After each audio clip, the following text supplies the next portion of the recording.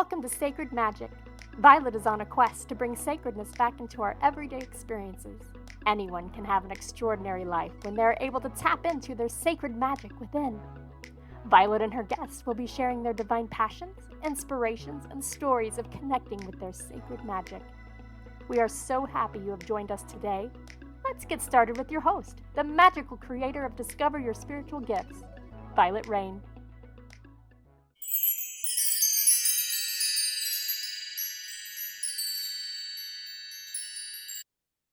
Hi, everyone. Welcome to Sacred Magic. I'm your host, Vialet Rayne.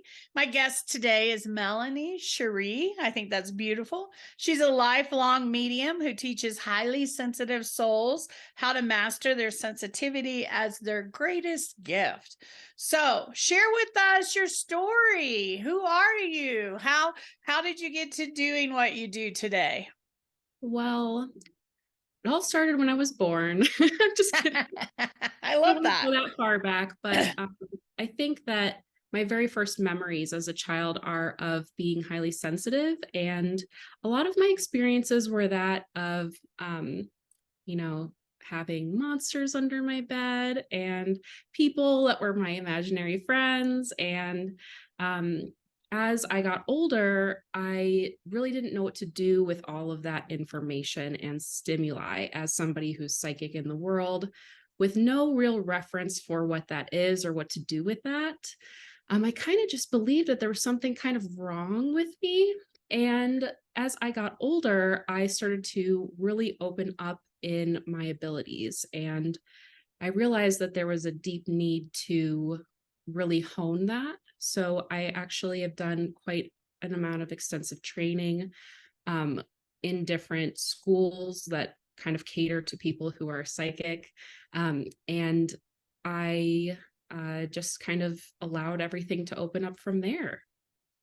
So, what would you tell somebody that's sensitive to energies today? Because there's lots of people awakening or, stepping into who they are. So, what would you share with them?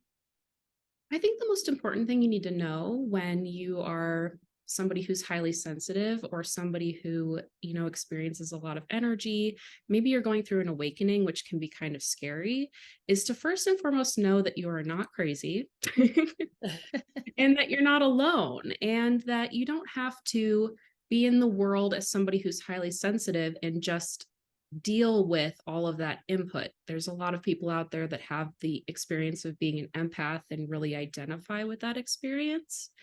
And I think that that can almost be more harmful in some ways because then you just think that you have to always be absorbing everything and experiencing everybody's bad emotions essentially. And you don't really have anything to do with that. And my point being that if you can work through and really learn to manage your awareness of energy and your psychic abilities, they can really be your greatest gift. Um, that's really where my work comes in. I love that. I love that. So, for people that are listening, in your bio, it says, I'm a lifelong medium. Let's explain to our guests on the show what is a medium, because a lot of people I find don't even know what that word is. Yeah, of course. So, somebody who is a medium is somebody who is clairvoyant. They experience energy, they see energy.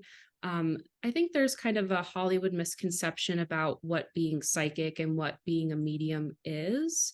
And a lot of times people strictly think that I maybe talk to dead people only, but that's just kind of a fraction of what the psychic experience is for me personally. So, I could identify as a psychic or a medium or a clairvoyant or an animal communicator, but it's all kind of, I think, encompassed by that word medium. Mm-hmm, mm-hmm. In a lot of my teachings, I've been studying for over 20 years in different, just like you, different areas, spiritualist camps, mystery schools, development classes, all that. And what I have found is for most people, all of us are intuitive. All of us have beautiful gifts. whatever that looks like, whether you connect in, recognize them, call them your gut feeling, call them another label or name. We all have certain gifts that we step into, but not everyone is clairvoyant. Not everyone sees the energy of what we call mediumship, of being able to see and connect into other dimensions and time frames and energies. So that's kind of the difference that I've seen throughout all of my education and teaching, is not everyone. And the truth is, a lot of individuals saw as children, and they noticed very quickly that nobody else saw what they saw. Right? It's a hard experience to have. It is. And if you think about a child, most children have their gifts till about 7 years old. So I love talking to small children because they're so open to see things, including fairies and spirits and all of that, that you can really kind of lean in and learn from kids because they are fully connected. And so I love to ask, what are you looking at? What do you see? What's over there? What are you getting into? Right. And when they figure out the other kids don't see what they see, and mom and dad's asking strange questions, like you can tell they don't see what they see, right? We shut all that down. We close it down. I think that is what happens. And I don't really necessarily agree that some people don't have the ability, that the clairvoyant ability, because I think that when you work energy and kind of heal that ability and heal that wounding around, childhood and kind of being shut down in the sixth chakra, third eye area. There's so many people that come to me where they're feeling a lot or they're noticing a lot of sensations. And all of a sudden, as we begin to work together, that, kind of sixth sense opens up. I almost think that, a lot of our abilities are inherent, our ability to heal energy, our ability to see energy. And as we kind of grow into the world, they kind of get a little more shut down, or there's, an energetic block or some type of thing that comes in that really invalidates your ability to see. So there's been quite a few people that I've worked with that didn't think that they could get to that point, but we started working some energy and all of a sudden they're like, oh my God, I'm seeing stuff. It's true. It's true. But you also have people that want it so bad that want and desire, I want to do what you do. Well, it is a journey. It takes time. And it takes trust, and it takes working the energy. And I don't think it can be forced. I think we all come in with one or two gifts personally that are stronger than all the others. And if you lean into those, the other ones will open, but it's not a forced book, because I've seen too many people try to force it, and you can't force it. And then a year or two later, they're tapping in, but it took them leaning into what they already had and really developing those senses and heightening that to open up the rest of those gifts. So I don't think you naturally, everybody comes in seeing, but I do think children have some really unique gifts of knowing, seeing, understanding that we lose along the way. I also personally found that if we keep shutting our gifts down, they become harder and harder to open. So a lot of people with children had gifts, they shut them down, and then they get to adults and they start playing in this energy and they open them up, and then they get scared again and they shut them down. Each time you do that, it gets a little bit more difficult to tap in and get open, because spirit doesn't want to scare you. They don't want to frighten you. And when we get frightened and shut and cap off our gifts, it takes a little while to open all those back up again. So that's, at least in my personal experience, that's what I have found. So I always tell people, you're asking for this, right? And then you see something when you're half asleep, and it terrifies you and gets you scared because something just walked across the room and you're half awake, half asleep. And you're like, oh my God, oh my God, oh my God, oh my God. And you shut it down. right?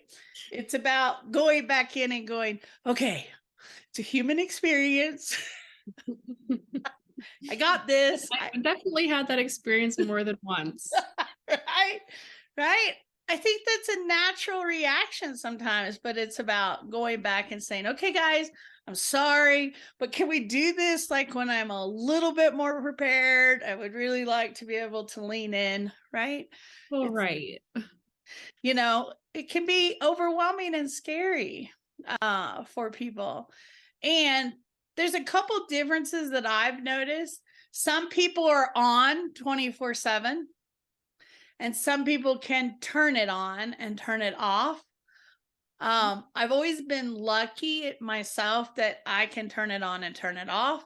Mine is not on 24/7, but I have had friends and worked with people that they're on 24/7, and working with them to figure out how to set boundaries and expectations so that they can sleep of a night. And that may sound funny, but spirit is up all night long. They don't sleep. And so they can keep you up all night long. So you got to learn those healthy boundaries too at some point. Absolutely. And it's so tough when you all of a sudden have an awakening and you're on 24/7 and you just are constantly getting that information or that communication or those feelings, things you're seeing all the time. It can just be really overwhelming. Well, and you got to think about it. Spirit has some human tendencies. They get really excited when you can hear them, when you can see them, when you know that they're there, and their excitement, you understand that they don't have a need to eat, sleep, rest. They're going, right? And so they're like, come on, Melanie, go with us today. Mhm. I can't tell you how many times I've gone to go to sleep, and as I'm going to sleep, there's somebody speaking in a foreign language and they're talking, and I'm like, I don't speak French. I don't speak Italian. And I'm falling asleep. And as I'm falling asleep, I can hear the conversation. And I'm like, you guys are going to have to come back with a translator. Because I don't know what's going on here, but I'm trying to go to bed. I really need rest. If you people would just know, I need to sleep. I need to have rest. So, talk about your neurodivergence and the connections for being. Yeah. So, one of the things that I find really exciting about the world of the, kind of medical industry, which is not exciting at all in any way, is that they have this terminology that is called neurodivergence. And once I discovered this terminology, I started to be able to kind of draw lines between the experience of being intuitive, empathic, psychic, and also being neurodivergent. And so, neurodivergence, kind of in a nutshell, is having a range of different experiences, such as having ADHD, being distracted, being hypersensitive to sound, smells, textures, and other people's emotional states, hyperfocus, demand avoidance, executive dysfunction, emotional dysregulation, social burnout, food aversions, not really realizing when you're hungry. There's so many different little pieces that, as you kind of look at the spectrum of neurodivergence, you can see that there's really a correlation between being intuitive, empathic, or psychic. And all these things range from, person to person, but typically when you're intuitive, empathic, or psychic, you're highly sensitive and emotional. You feel all of the feelings all of the time, the sensory input, the communication, the emotions, textures, smells, lighting preferences, food preferences.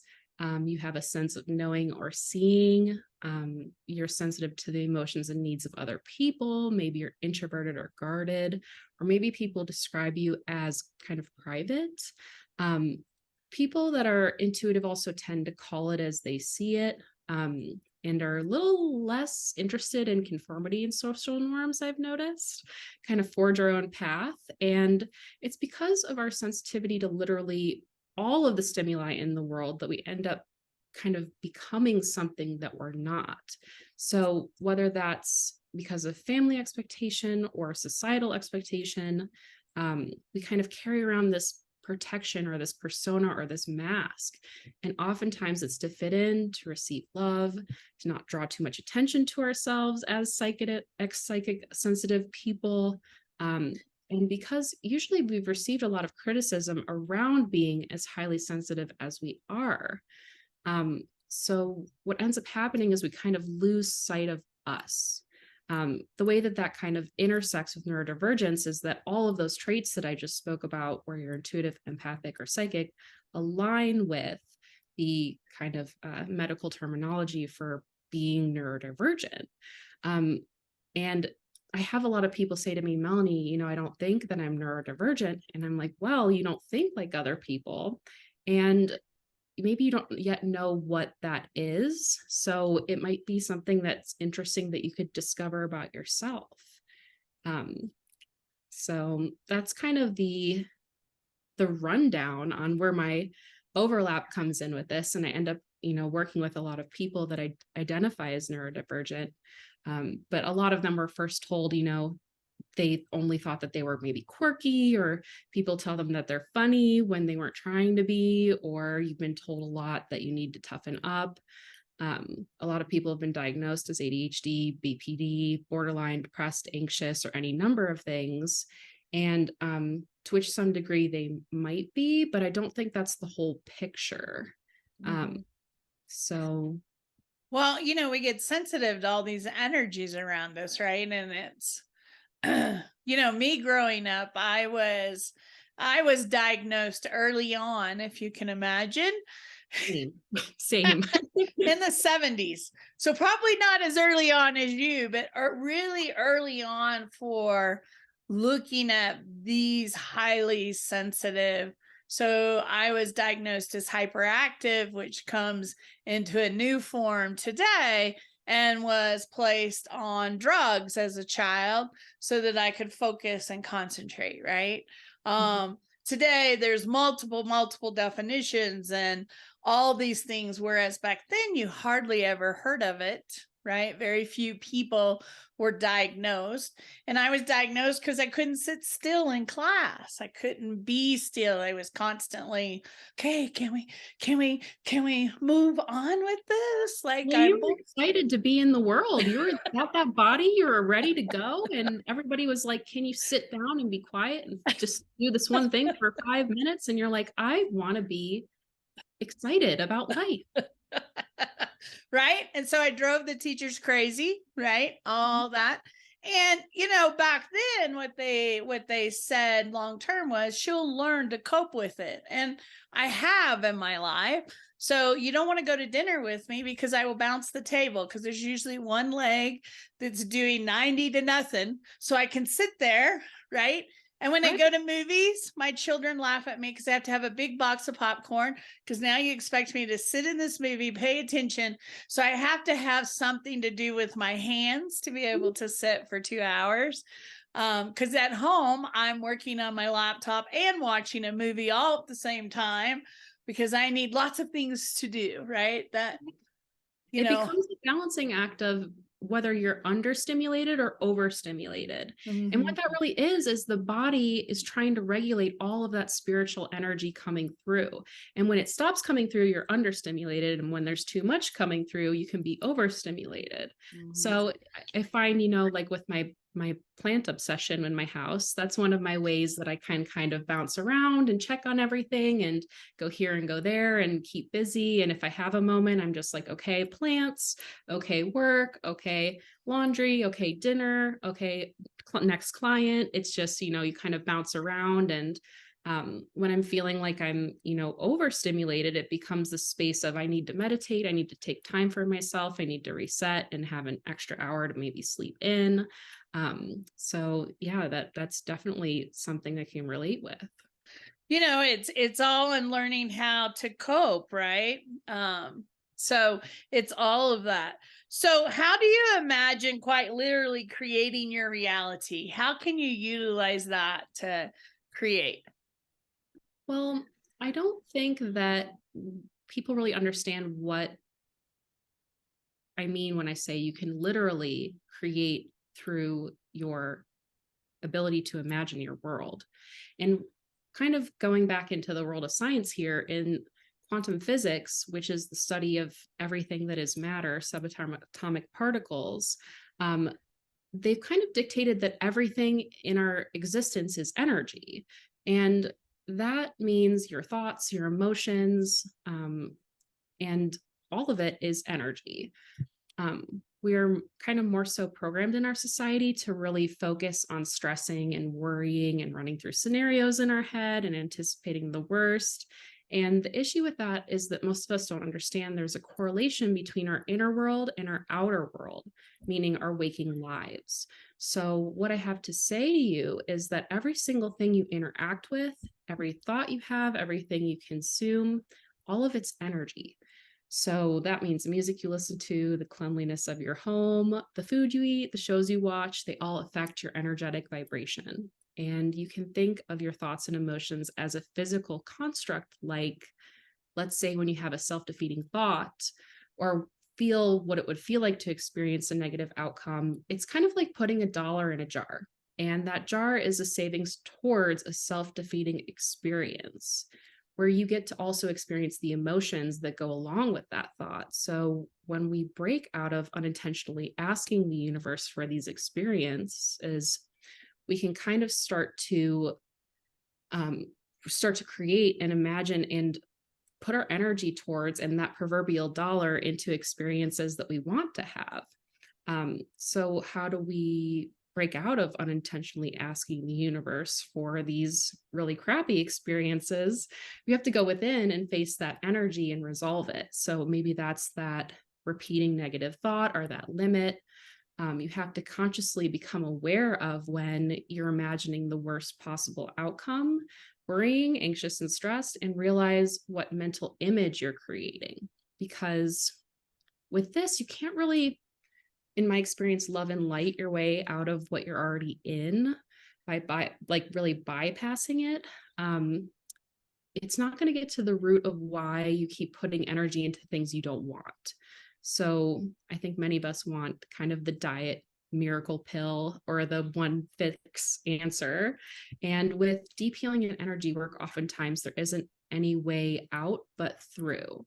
Which is why something like a vision board is so powerful. It creates not only an image, but a physical representation of what you're wanting to create and put your energy towards.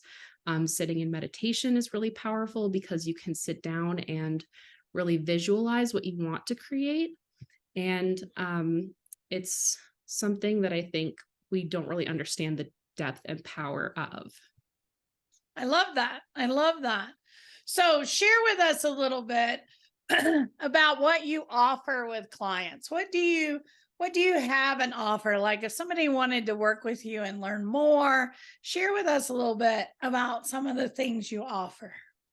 Yeah, so I am a psychic, so I do readings and healings.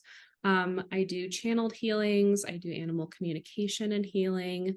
Kind of, the core questions that people tend to ask are love, career, finances, business, home, next steps. And I look at all of those things, but I think my, strongest point is in kind of the healing realm. So I do a lot of channeled healing, and I work with clients one-on-one in mentorship. So a lot of my clients tend to be spiritual business owners, entrepreneurs, or people that are going through kind of simultaneous spiritual awakening. And we work one-on-one to kind of sometimes work through the energy around what the experience is. And sometimes it's to help them create something new with their energy. So it's a lot of one-on-one personal development in a mentorship space. I love that. So are these offered online?